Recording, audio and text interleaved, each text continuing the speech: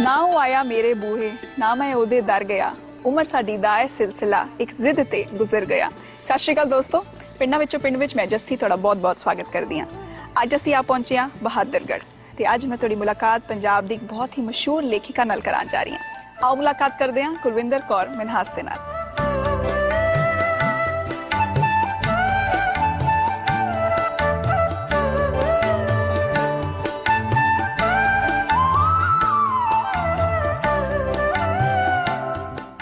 सत श्री अकाल। बहुत खुशी हो रही है तुहाडे नाल मुलाकात करके। Thank you. ते सब तो पहला मैनूं दसो है लिखण दा कीड़ा कदों जागिया? लिखण दा कीड़ा मैं कदों जागिया है, बड़ी तुसीं अजीब जिहा प्रश्न पुछ लिया। मैं जदों अपनी PhD खत्म की तां उदों मेरे माइंड विच आया कि मेरे अंदर कुछ है जो मैं लोगों नूं दे सकदी हां, समाज नूं दे सकदी हां।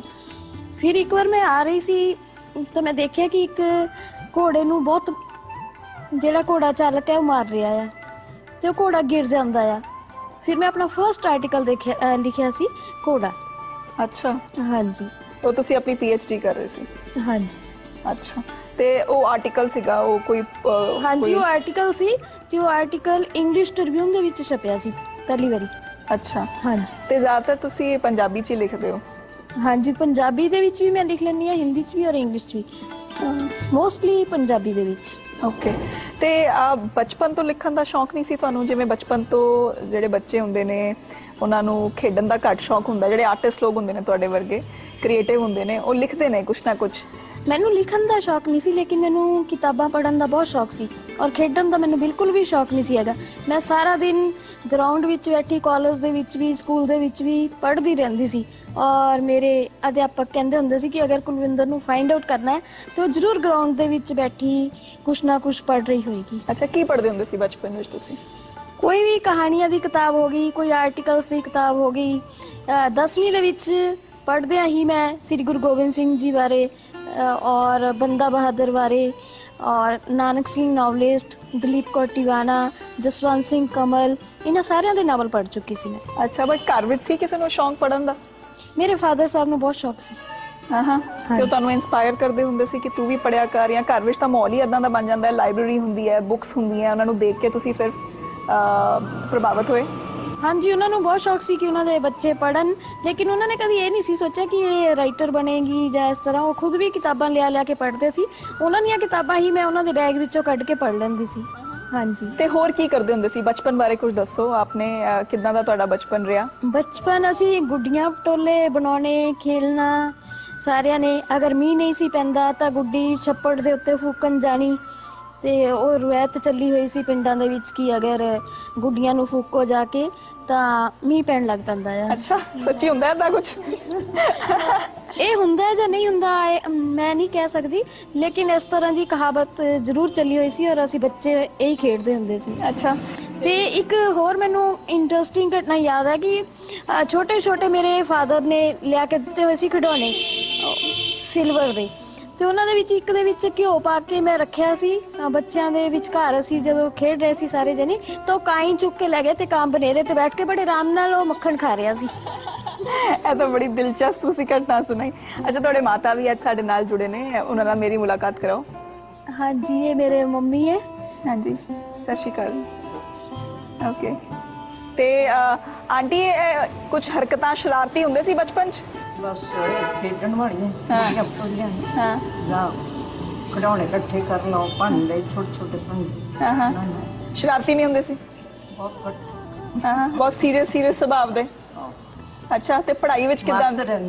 मस्त रहंदे। पढ़ाई विच ठीक सी? हाँ, कदी डांट ते नहीं पई? कदी टीचर ने तुहानूं फोन करके बुलाया ते नहीं?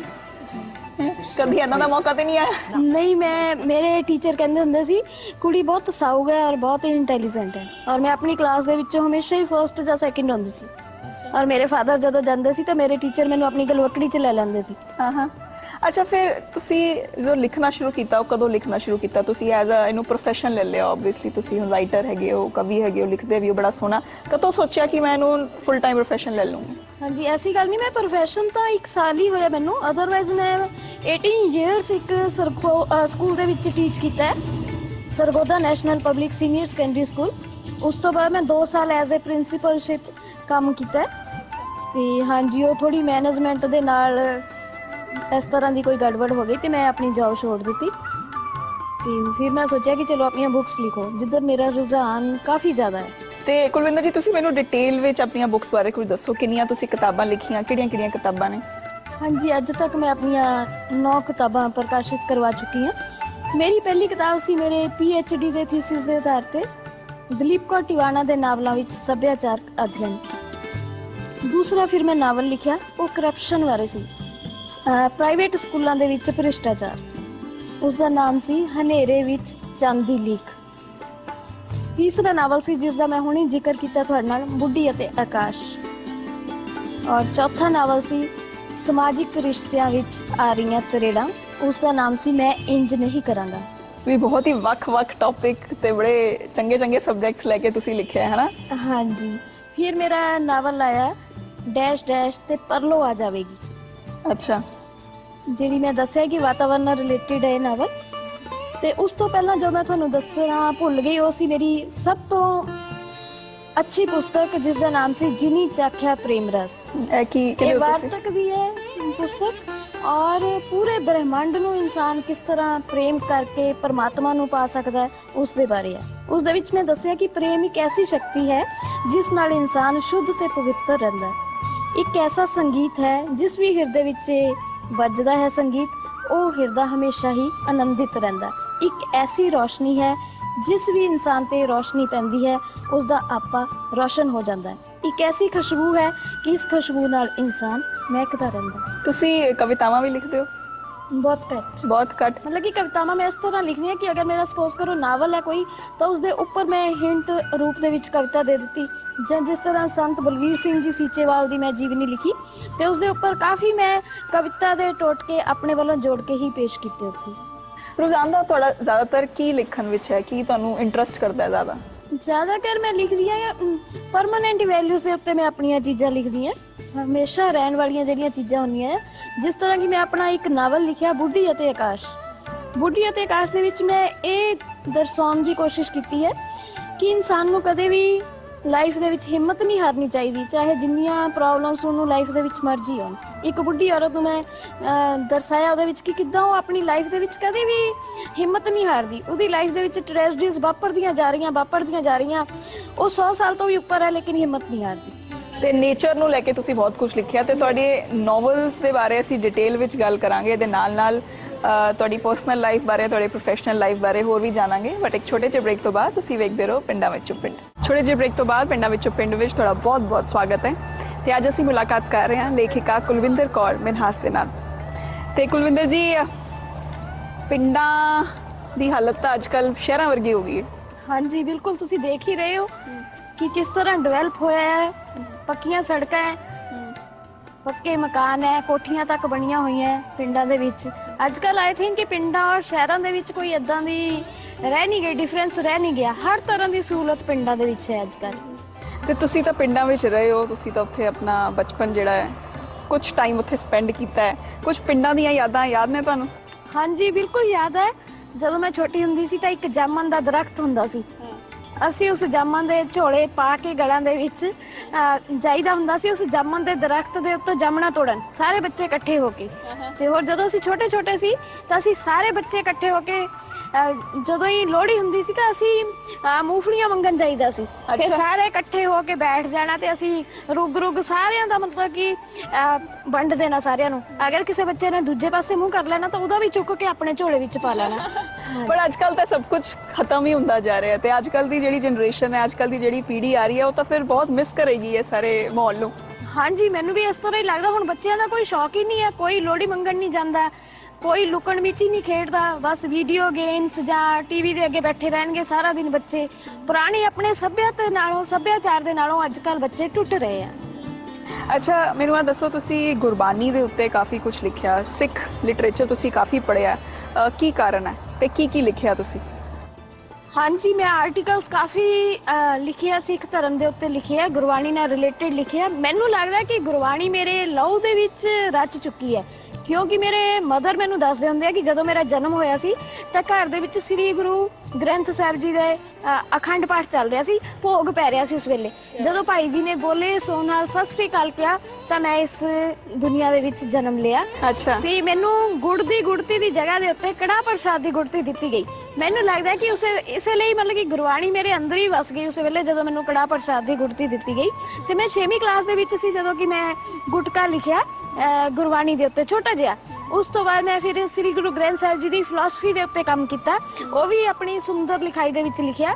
ਔਰ 99 ਦੇ ਵਿੱਚ ਜਦੋਂ ਪ੍ਰੋਗਰਾਮ ਕੀਤਾ ਗਿਆ ਸੀ 300 ਸਾਲਾ ਸ੍ਰੀ ਗੁਰੂ ਗ੍ਰੰਥ ਸਾਹਿਬ ਜੀ ਦਾ, ਉਸ ਵੇਲੇ ਪੂਰੇ ਲੁਧਿਆਣੇ ਦੇ ਵਿੱਚੋਂ ਮੈਂ ਟੌਪ ਕੀਤਾ ਸੀ ਗੁਰਬਾਣੀ ਦੇ ਵਿੱਚ। ਹਾਂਜੀ। ਤੁਹਾਡੇ ਅਕੋਰਡਿੰਗਲੀ ਧਰਮ ਦੀ ਕੀ ਪਰਿਭਾਸ਼ਾ ਹੈ? ਧਰਮ ਇਨਸਾਨ ਨੂੰ, ਹਰ ਧਰਮ ਆਈ ਥਿੰਕ ਇਨਸਾਨ ਨੂੰ ਅੱਛਾ ਇਨਸਾਨ ਬਣਾਉਂਦਾ ਹੈ ਤੇ ਉਸਨੂੰ ਸਹੀ ਰਾਸਤੇ ਤੇ ਚੱਲਣ ਲਈ, ਇਮਾਨਦਾਰੀ ਨਾਲ ਕੰਮ ਕਰਨ ਲਈ, ਸੱਚ ਬੋਲਣ ਲਈ, ਕਿਰਤ ਕਰਨ ਲਈ, ਨਾਮ ਜਪਣ ਲਈ, ਵੰਡ ਛਕਣ ਲਈ ਹਰ ਇਨਸਾਨ ਨੂੰ ਪ੍ਰੇਰਿਤ ਕਰਦਾ ਹੈ। ਪਰ ਕੀ ਤੁਹਾਨੂੰ ਲੱਗਦਾ ਹੈ ਅੱਜ ਕੱਲ ਇਦਾਂ ਦਾ ਮਾਹੌਲ ਹੈ ਧਰਮ ਵਿੱਚ, ਜਾਂ ਤੇਰੇ ਧਰਮ ਦੇ ਲੋਕ ਨੇ ਜਾਂ ਲੋਕ ਜਿਹੜਾ ਪ੍ਰੋਪੇਗੈਂਡਾ ਕਰਦੇ ਨੇ, ਲੋਕ ਕਹਿੰਦੇ ਨੇ, ਤੁਹਾਨੂੰ ਲੱਗਦਾ ਹੈ ਕਿ ਕਿਤੇ ਨਾ ਕਿਤੇ ਉਹ ਜਿਹੜੀ ਸੰਪੂਰਨਤਾ ਹੁੰਦੀ ਸੀ ਉਹ ਨਹੀਂ ਹੈਗੀ ਹੁਣ? ਹਾਂਜੀ, ਅੱਜ ਕੱਲ ਕਿਉਂਕਿ ਜਿਹੜੀ ਲਾਈਫ ਹੈ ਉਹ ਬੜੀ ਮਟੀਰੀਅਲਿਸਟਿਕ ਹੋ ਚੁੱਕੀ ਹੈ, ਪਦਾਰਥਵਾਦੀ ਯੁੱਗ ਚੱਲ ਰਿਹਾ ਹੈ ਤੇ ਲੋਕ ਸਮਝ ਨਹੀਂ ਰਹੇ। ਉਹਨਾਂ ਦੀ ਜਿਹੜੀ ਤੁੱਛ ਜਿਹੀ ਬੁੱਧੀ ਆ ਉਹ ਸਿਰਫ ਪੈਸਾ ਕਮਾਉਣਾ ਚਾਹੁੰਦੀ ਹੈ, ਹਾਊ ਟੂ ਅਰਨ ਮਨੀ। ਚੋਲੇ ਪਾ ਕੇ ਸਾਧੂ ਸੰਤਾਂ ਵਰਗੇ ਜਾਂ ਉਸ ਤਰ੍ਹਾਂ ਦੇ ਆਪਣੇ ਆਪ ਨੂੰ ਬਣਾ ਕੇ ਸਾਧੂ ਸੰਤਾਂ ਵਰਗੇ ਜਾਂ ਹੋਰ ਇਸ ਤਰ੍ਹਾਂ ਆਈ ਥਿੰਕ ਕਿ ਆਪਣੇ ਆਪ ਨੂੰ ਸ਼ੋਅ ਕਰਨਾ ਕਿ ਅਸੀਂ ਧਾਰਮਿਕ ਹੈ, ਲੇਕਿਨ ਉਹ ਸਾਰੇ ਧਰਮ ਨੂੰ ਇੱਕ ਆੜ ਦੇ, ਧਰਮ ਦੀ ਆੜ ਦੇ ਵਿੱਚੋਂ ਠੱਗੀਆਂ ਠੋਰੀਆਂ ਕਰ ਰਹੇ। ਅੱਜ ਕੱਲ ਬਹੁਤ ਘੱਟ ਲੋਕ ਹੈ, ਵਿਰਲੇ ਲੋਕ ਹੈ ਜਿਹੜੇ ਕਿ ਸਹੀ ਅਰਥਾਂ ਦੇ ਵਿੱਚ ਧਰਮ ਨੂੰ ਸਮਝਦੇ ਆ ਔਰ ਧਰਮ ਦੇ ਅਕੋਰਡਿੰਗਲੀ ਆਪਣੀ ਲਾਈਫ ਨੂੰ ਆਪਣਾ ਜੀਵਨ ਬਿਤਾਉਂਦੇ ਆ, ਆਪਣੀ ਲਾਈਫ ਨੂੰ ਅੱਗੇ ਚਲਾਉਂਦੇ ਆ। ਅੱਛਾ, ਤੁਸੀਂ ਬਾਬਾ ਸੀਚੇਵਾਲ ਜੀ ਦੇ ਉੱਤੇ ਤੁਸੀਂ ਬਾਇਓਗ੍ਰਾਫੀ ਲਿਖੀ, ਉਹਦਾ ਕੀ ਕਾਰਨ ਸੀ? ਕਾਰਨ ਤਾਂ ਕੋਈ ਵੀ ਨਹੀਂ ਸੀ। ਮੈਨੂੰ ਸਾਧੂ ਸੰਤਾਂ ਨਾਲ ਸ਼ੁਰੂ ਤੋਂ ਹੀ ਬਹੁਤ ਪ੍ਰੇਮ ਰਿਹਾ ਹੈ, ਬਹੁਤ ਜ਼ਿਆਦਾ ਸ਼ਰਧਾ, ਬਹੁਤ ਜ਼ਿਆਦਾ ਪ੍ਰੇਮ। ਔਰ ਜਦੋਂ ਮੈਂ ਉਹਨਾਂ ਦੀ ਸ਼ਖਸੀਅਤ ਨੂੰ ਦੇਖਿਆ ਤਾਂ ਮੈਨੂੰ ਲੱਗਿਆ ਕਿ ਉਹਨਾਂ ਦੇ ਕੰਮ ਬਾਰੇ ਮੈਂ ਜਦੋਂ ਦੇਖਿਆ ਉੱਥੇ ਜਾ ਕੇ ਮੈਨੂੰ ਲੱਗਿਆ ਕਿ ਮੈਨੂੰ ਇਹਨਾਂ ਤੇ ਕੋਈ ਨਾ ਕੋਈ ਕੰਮ ਕਰਨਾ ਚਾਹੀਦਾ। ਔਰ ਤੁਸੀਂ ਹੈਰਾਨ ਹੋ ਗਏ ਇਹ ਗੱਲ ਸੁਣ ਕੇ ਕਿ ਜਦੋਂ ਮੈਂ ਉਹਨਾਂ ਦੀ ਜੀਵਨੀ ਲਿਖ ਰਹੀ ਸੀ ਤੇ ਮੈਂ ਇਸ ਤਰ੍ਹਾਂ ਲੱਗਦਾ ਸੀ ਕਿ ਮੈਂ ਗੁਰੂ ਗ੍ਰੰਥ ਸਾਹਿਬ ਜੀ ਦਾ ਹੀ ਕੋਈ ਪਾਠ ਕਰ ਰਹੀ ਹੋਵਾਂ ਤੇ ਮੈਂ ਜੋਤ ਜਗਾ ਕੇ, ਹੱਥ ਧੋ ਕੇ ਜੋਤ ਜਗਾ ਕੇ ਮੈਂ ਉਹਨਾਂ ਦੀ ਜੀਵਨੀ ਲਿਖਦੀ ਹੁੰਦੀ ਸੀ। ਜੇ ਮੈਂ 4 ਘੰਟੇ ਲਿਖਣੀ ਜੀਵਨੀ ਉਹਨਾਂ ਦੀ, 4 ਘੰਟੇ ਜੋਤ ਜਗਦੀ ਸੀ। ਅਗਰ 6 ਘੰਟੇ ਲਿਖਣੀ ਤਾਂ 6 ਘੰਟੇ ਹੀ ਜਗਦੀ ਸੀ। ਔਰ ਮੈਨੂੰ ਇਸ ਤਰ੍ਹਾਂ ਲੱਗਦਾ ਸੀ ਕਿ ਕੋਈ ਆਵਾ ਮੰਡਲ ਮੇਰੇ ਆਲੇ ਦੁਆਲੇ ਉਸਰਿਆ ਹੋਇਆ ਹੈ। ਔਰ ਇੱਕ ਨਵੀਂ ਚੀਜ਼ ਮੈਂ ਉਦੋਂ ਫਾਈਂਡ ਆਊਟ ਕੀਤੀ, ਕਿਉਂਕਿ ਮੈਨੂੰ ਲੱਗਦਾ ਸੀ ਕਿ ਇੱਕ ਰਾਈਟਰ ਨੂੰ ਉਸੇ ਲੈਵਲ ਤੇ ਪਹੁੰਚਣਾ ਚਾਹੀਦਾ ਹੈ ਜਿਸ ਲੈਵਲ ਤੇ ਅਸੀਂ ਲਿਖ ਰਹੇ ਹਾਂ। ਔਰ ਮੈਨੂੰ ਬਾਬਾ ਜੀ ਦੇ ਲੈਵਲ ਤੱਕ ਪਹੁੰਚਣਾ ਪਿਆ ਵੀ ਉਹ ਕਿੱਥੇ ਤੱਕ ਪਹੁੰਚੇ ਹੋਏ ਆ, ਕਿੰਨੀ ਧਾਰਮਿਕ ਸ਼ਖਸੀਅਤ ਹੈ, ਕਿੱਥੇ ਤੱਕ ਰੂਹਾਨੀਅਤ ਤੱਕ ਉਹ ਪਹੁੰਚੇ ਹੋਏ ਆ। ਉਸ ਰੂਹਾਨੀਅਤ ਨੂੰ ਮੈਂ ਆਪਣੇ ਤੱਕ ਪਹੁੰਚਾਇਆ, ਫਿਰ ਮੈਂ ਉਹਨਾਂ ਦੀ ਜੀਵਨੀ ਲਿਖੀ। ਕਾਫੀ ਰਿਸਰਚ ਤੁਹਾਨੂੰ ਕਰਨੀ ਪਈ ਹੋਏਗੀ? ਬੜਾ ਹਾਂਜੀ ਬਿਲਕੁਲ, ਮੈਂ ਪੂਰਾ 1 ਸਾਲ ਜਾਂਦੀ ਰਹੀ ਉੱਥੇ ਸੀਚੇਵਾਲ। ਅੱਛਾ। 1 ਸਾਲ ਜਾ ਕੇ ਪਿੰਡ ਦੇ ਲੋਕਾਂ ਨੂੰ ਮਿਲੀ, ਬਾਬਾ ਜੀ ਨਾਲ 2-3 ਵਾਰ ਇੰਟਰਵਿਊ ਕੀਤੀ, ਉਹਨਾਂ ਦੇ ਸ਼ਰਧਾਲੂਆਂ ਨੂੰ ਮਿਲੀ, ਫਿਰ ਉਸ ਤੋਂ ਬਾਅਦ ਮੈਂ ਇਹ ਬੁੱਕ ਲਿਖੀ। ਅੱਛਾ, ਤੁਸੀਂ ਵੀ ਜ਼ਿਆਦਾਤਰ ਇਹੀ ਕੱਪੜੇ ਪਾਉਂਦੇ ਹੋ, ऑरेंज कलर दे, मैं ਤੁਹਾਨੂੰ ਸਾਧੂ ਸੰਤਾਂ ਵਾਲੇ, ਇਹਦਾ ਕੀ ਕਾਰਨ ਹੈ? ਇਹਦਾ ਕਾਰਨ ਵੀ ਇਹ ਹੈ ਕਿ ਮੈਨੂੰ ਇਹ ਕਲਰ ਬਹੁਤ ਪਸੰਦ ਹੈ। ਸ਼ਾਇਦ ਇਹਦਾ ਰੀਜ਼ਨ ਵੀ ਇਹੀ ਹੋਏਗਾ ਕਿ ਸਾਧੂ ਸੰਤਾਂ ਨਾਲ ਮੇਰਾ ਪ੍ਰੇਮ ਹੈ। ਮੈਂ ਤੁਹਾਨੂੰ ਇੱਕ ਸੁਪਨੇ ਦੀ ਗੱਲ ਦੱਸਾਂਗੀ ਆਪਣੇ ਦੀ, ਕਿ ਮੈਨੂੰ ਇਹ ਸੁਪਨਾ ਕਾਫੀ ਵਾਰ ਆਇਆ, 5-6 ਵਾਰੀ ਆਇਆ। ਉਹ ਮੈਂ ਸੁਪਨੇ ਦਾ ਜ਼ਿਕਰ ਕਰਾਂਗੀ ਕਿ ਇੱਕ ਬੱਸ ਦੇ ਵਿੱਚ ਅਸੀਂ ਸਾਰੀਆਂ ਸਵਾਰੀਆਂ ਬੈਠੀਆਂ ਔਰ ਬੱਸ ਕਿਸੇ ਪਹਾੜੀ ਸਥਾਨ ਦੇ ਉੱਤੇ ਜਾ ਰਹੀ ਹੈ। ਜਦੋਂ ਪਹਾੜੀ ਉੱਪਰ ਚਲੀ ਜਾਂਦੀ, ਪਹਾੜੀ ਦੇ ਉੱਪਰ ਬੱਸ ਜਾਂਦੀ ਹੈ ਤਾਂ ਸਾਰੀਆਂ ਸਵਾਰੀਆਂ ਉਤਰ ਜਾਂਦੀਆਂ ਆ ਤੇ ਮੈਂ ਉੱਥੇ ਇੱਧਰ ਉੱਧਰ ਦੇਖਦੀ ਆ ਖੜੇ ਹੋ ਕੇ, ਤਾਂ ਮੈਨੂੰ ਇੱਕ ਸਾਧੂ ਬਾਬਾ ਦਿਖਾਈ ਦਿੰਦੇ ਆ। ਮੈਂ ਉੱਥੇ ਜਾ ਕੇ ਉਹਨਾਂ ਦੇ ਕੋਲ ਖੜ ਜਾਂਦੀ ਆ ਤੇ ਸਾਧੂ ਬਾਬਾ ਇੱਕ ਘਾਟੀ ਪਾਣੀ ਦੀ ਪੀੜੀ ਜਿਹੀ ਜਾ ਰਹੀ ਹੁੰਦੀ है नीचे वाल ਨੂੰ। तो साधु बाबा कहते हैं बेटी जहाँ आप बैठ जाइए। मैं कहती हूँ कि नहीं बाबा मुझे तो बहुत डर लग रहा है, मैं नहीं बैठ सकती। वो कहते हैं अच्छा मैं तुम्हें बैठ कर दिखाता हूँ। वो बाबा जी फिर छोटी जी पीड़ी घाटी ਦੇ ਵਿੱਚ ਬੈਠ ਜਾਂਦੇ ਆ ਤੇ ਅੱਖਾਂ ਬੰਦ ਕਰਕੇ ਉਹ ਚਲੇ ਜਾਂਦੇ ਨੀਚੇ, ਕਿੱਥੇ ਚਲ ਜਾਂਦੇ ਪਤਾ ਨਹੀਂ। ਫਿਰ ਮੇਰੇ ਮਨ 'ਚ ਵੀ ਥੋੜਾ ਪ੍ਰੇਰਿਤ ਹੁੰਦੀ ਆ ਮੈਂ, ਔਰ ਪ੍ਰੇਰਿਤ ਹੋ ਕੇ ਮੈਂ ਵੀ ਉਹਨਾਂ ਦੇ ਅੱਖਾਂ ਬੰਦ ਕਰਕੇ ਬੈਠ ਜਾਂਦੀ ਆ ਘਾਟੀ ਦੇ ਵਿੱਚ। ਜਦੋਂ ਘਾਟੀ ਪਾਰ ਕਰਦੀ ਆ ਤਾਂ ਮੈਨੂੰ ਏਦਾਂ ਲੱਗਦਾ ਕਿ ਇੱਕ ਪਾਰਕ ਹੈ, ਉੱਥੇ ਮੈਂ ਦੇਖਦੀ ਆ ਉਸ ਪਾਰਕ ਦੇ ਵਿੱਚ ਵੱਡੇ ਵੱਡੇ ਰੁੱਖ ਹੈ ਫੁੱਲਾਂ ਵਾਲੇ, ਫੁੱਲਾਂ ਨਾਲ ਭਰੇ ਹੋਏ, ਅਲੱਗ-ਅਲੱਗ ਉਹ ਫੁੱਲਾਂ ਦੀ ਖੁਸ਼ਬੂ, ਉਹ ਫੁੱਲ ਦੁਨੀਆ ਦੇ ਫੁੱਲਾਂ ਨਾਲ ਨਹੀਂ ਰਲਦੇ। ਤੇ ਮੈਂ ਦੇਖਦੀ ਹਾਂ ਕਿ ਉਹ ਬਾਬਾ ਜੀ, ਉਹ ਜਿਹੜੇ ਸਾਧੂ ਹੁੰਦੇ ਆ, ਉਹ ਫੁੱਲਾਂ ਦੇ ਵਿਚਕਾਰ ਸਮਾਧੀ ਲਾ ਕੇ ਬੈਠੇ ਹੁੰਦੇ ਆ। ਤੇ ਮੈਂ ਵੀ ਫਿਰ ਇੱਕ ਅੱਛੀ ਜਿਹੀ ਪਲੇਸ ਦੇਖ ਕੇ ਅੱਛੇ ਜਿਹੇ ਦਰਖਤ ਦੇ ਨੀਚੇ ਸਮਾਧੀ ਲਾ ਕੇ ਬੈਠ ਜਾਂਦੀ ਹਾਂ। ਔਰ ਇਹ ਸੁਪਨਾ ਇੱਕ ਵਾਰ ਨਹੀਂ, ਔਰ ਮੈਨੂੰ ਬਹੁਤ ਵਾਰੀ ਆਇਆ ਇਹ ਸੁਪਨਾ। ਮੈਨੂੰ ਲੱਗਦਾ ਜਿੱਦਾਂ ਦੀ ਇਨਸਾਨ ਦੀ ਸ਼ਖਸੀਅਤ ਹੁੰਦੀ ਹੈ, ਜਿਹੜੇ ਮਾਹੌਲ 'ਚ ਉਹ ਰਹਿੰਦਾ ਹੈ, ਜਿਹੜੀਆਂ ਕਿਤਾਬਾਂ ਪੜ੍ਹਦਾ ਹੈ ਜਾਂ ਜਿੱਦਾਂ ਦਾ ਉਹ ਸੋਚਦਾ ਹੈ, ਸੁਪਨੇ ਵੀ ਇਨਸਾਨ ਨੂੰ ਉਦਾਂ ਦੇ ਹੀ ਆਉਂਦੇ ਨੇ। ਤੇ ਤੁਹਾਡੇ ਨਾਲ ਹੋਰ ਬਹੁਤ ਸਾਰੀਆਂ ਗੱਲਾਂ ਬਾਤਾਂ ਕਰਾਂਗੇ, ਬਟ ਇੱਕ ਛੋਟੇ ਜਿਹੇ ਬ੍ਰੇਕ ਤੋਂ ਬਾਅਦ ਤੁਸੀਂ ਵੇਖਦੇ ਰਹੋ ਪਿੰਡਾਂ ਵਿੱਚੋਂ ਪਿੰਡ। ਛੋਟੇ ਜਿਹੇ ਬ੍ਰੇਕ ਤੋਂ ਬਾਅਦ ਇੱਕ ਵਾਰ ਫੇਰ ਪਿੰਡਾਂ ਵਿੱਚੋਂ ਪਿੰਡ ਵਿੱਚ ਮੈਂ ਜੱਸੀ ਤੁਹਾਡਾ ਬਹੁਤ ਬਹੁਤ ਸਵਾਗਤ ਕਰਦੀ ਹਾਂ। ਤੇ ਅੱਜ ਅਸੀਂ ਮੁਲਾਕਾਤ ਕਰ ਰਹੇ ਹਾਂ ਲੇਖਿਕਾ ਕੁਲਵਿੰਦਰ ਕੌਰ ਮਿਨਹਾਸ ਦੇ ਨਾਲ। ਤੇ ਕੁਲਵਿੰਦਰ ਜੀ, ਤੁਸੀਂ ਮੈਨੂੰ ਹੁਣ ਗੁਰਦੁਆਰਾ ਸਾਹਿਬ ਲੈ ਕੇ ਆਇਓ। ਹਾਂਜੀ। ਇੱਥੇ ਮੱਥਾ ਟੇਕਣ ਆਉਂਦੇ ਹੋ ਤੁਸੀਂ? ਹਾਂਜੀ, ਅਕਸਰ। ਅੱਛਾ, ਮੈਨੂੰ ਆ ਦੱਸੋ, ਬਚਪਨ ਵਿੱਚ ਵੀ ਤੁਹਾਨੂੰ ਬਹੁਤ ਸ਼ੌਂਕ ਸੀਗਾ ਗੁਰਦੁਆਰੇ ਜਾਣ ਦਾ ਤੇ ਗੁਰਬਾਣੀ ਸੁਣਨ ਦਾ, ਪਾਠ ਕਰਨ ਦਾ, ਕੁਝ ਏਦਾਂ ਦਾ? ਹਾਂਜੀ, ਬਹੁਤ ਸ਼ੌਕ ਸੀ ਮੈਨੂੰ। ਗੁਰਦੁਆਰਾ ਸਾਹਿਬ ਮੈਂ ਅਕਸਰ ਆਉਂਦੀ ਸੀ ਆਪਣੇ ਮੰਮੀ ਪਾਪਾ ਔਰ ਦਾਦੀ ਜੀ ਦੇ ਨਾਲ। ਤੇ ਫਿਰ ਜਦੋਂ ਉਸ ਤੋਂ ਬਾਅਦ 10ਵੀਂ ਦੇ ਵਿੱਚ ਸੀ ਮੈਂ, ਉਸ ਤੋਂ ਬਾਅਦ ਮੈਂ ਪਹਿਲੀ ਵਾਰ ਗੁਰਦੁਆਰਾ ਸਾਹਿਬ ਜਦੋਂ ਗਈ, ਸ਼ਹਿਰ ਦੇ ਗੁਰਦੁਆਰਾ ਸਾਹਿਬ ਪੁਰਾਣੀ ਸਬਜ਼ੀ ਮੰਡੀ, ਜਦੋਂ ਮੈਂ ਉੱਥੇ ਇੱਕ ਨੌਜਵਾਨ ਨੂੰ ਦੇਖਿਆ ਜਿਸਨੇ ਕਿ ਅੰਮ੍ਰਿਤ ਛਕਿਆ ਹੋਇਆ ਸੀ, ਤੇ ਉਸ ਤੋਂ ਮੈਨੂੰ ਪ੍ਰੇਰਨਾ ਮਿਲੀ ਅੰਮ੍ਰਿਤ ਛਕਣ ਦੀ, ਤੇ ਮੈਂ ਵੀ ਅੰਮ੍ਰਿਤ ਛਕ ਲਿਆ ਸੀ। ਤੁਸੀਂ ਵੀ ਅੰਮ੍ਰਿਤ ਛਕ ਲਿਆ? ਹਾਂਜੀ। ਤੇ ਤੁਸੀਂ ਵੀ ਵਿਆਹ ਨਹੀਂ ਕਰਾਇਆ? ਨਹੀਂ ਜੀ। ਉਹਦਾ ਕੀ ਕਾਰਨ ਹੈ? ਦੇਖੋ, ਆਈ ਥਿੰਕ ਕਿ ਮੇਰਾ ਕੋਈ ਕਾਰਨ ਨਹੀਂ ਹੈ, परमात्मा ने इस तरह ही चाहा होएगा, इस तरह हो गया। क्योंकि आई थिंक कि जे मेरा गुरबाणी दे उत्ते मैं बहुत विश्वास करदी हां, तो मैं सोचदी हां कि परमात्मा दे हुक्म तो बिना पत्ता भी नहीं हिल सकदा। जे मैं चाहती भी पर परमात्मा नहीं चाहता तो नहीं सी होना, जे मैं नहीं चाहती परमात्मा चाहता सी तो हो ही जाना सी। पर तुहाडा कदी दिल नहीं कीता कि मैं भी एक परिवार वसावां, मेरी भी फैमिली होए, हस्बैंड होन, बच्चे होन, इदां दा कदी दिल, एक हर एक औरत दा दिल करदा है एक फैमिली बनाउण दा?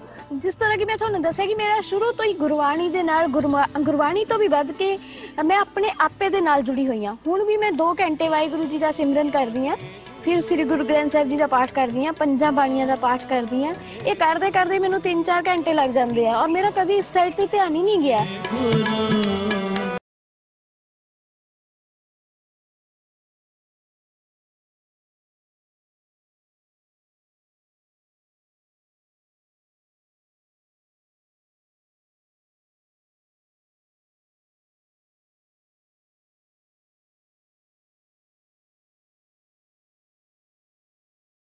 ਤੇ ਤੁਹਾਡੇ ਘਰ ਵਾਲਿਆਂ ਨੇ ਵੀ ਕਦੀ ਨਹੀਂ ਤੁਹਾਨੂੰ ਕਿਹਾ ਕਿ ਵਿਆਹ ਕਰੋ ਵਿਆਹ ਕਰੋ?